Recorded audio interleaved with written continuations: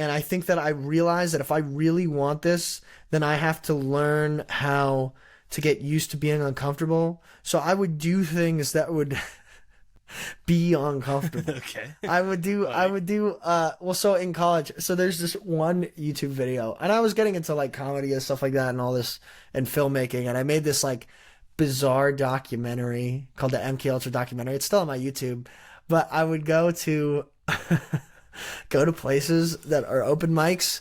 They're not for stand-up comedy. They'd be like for like folk musicians or whatever. I went to like the bougiest club in like in Massachusetts. That was like a bar for like old people.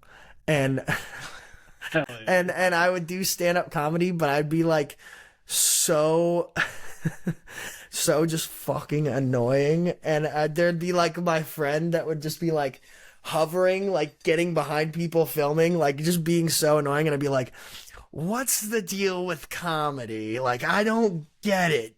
Like, you know what I mean? Just like yelling and being like not funny.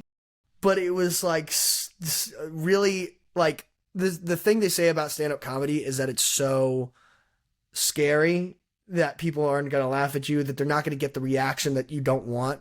But when I was able to like take this thing and be bad at it and film it in a way where I could look at it and I was laughing at myself and laughing at the situation, I think that was one of the things that I did to sort of get outside of my own comfort zone and like subvert my expectations. Get outside of yourself, you know. It's the concept. I think we've talked about this is like, you know, the bondage of self. Yeah, I mean, that's like an incredible, uncomfortable way to do that. Where the intention is purely to make people uncomfortable. Yeah.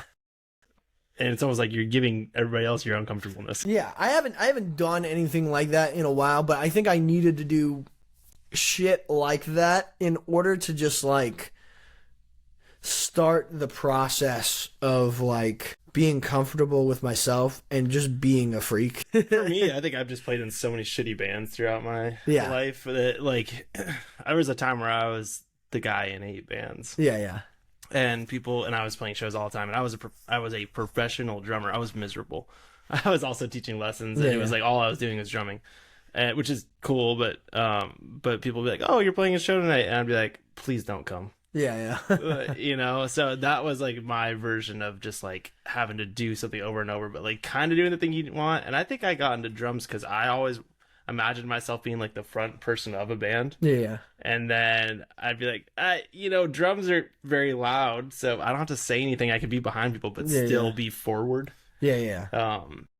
So, and obviously I do a fucking podcast. I mean, there's like a certain amount of narcissism that comes with that. It's called My Name. Yeah. So it's like this, that, it's like that desire to be heard. Yeah. And felt and understood is, I think, what pushes a lot of people into art and music, especially performative stuff. Yeah, it's bizarre because it's like you're doing this to connect with people, but also you're kind of yourself. But you're also doing it for yourself. You're kind of like I think if you're a good artist, you're kind of also just like well, fuck what people want. I'm gonna do whatever I want. You know what I mean, kind of thing. It's like this tends to work out the best. But that's yeah, and I just think that's like it goes back to the kind of trickster idea of like opposites, is that I think like being okay with the sort of contradiction of it, of like, well, you want to connect with people, you want to play in front of an audience, but also simultaneously you are doing this for your own enjoyment.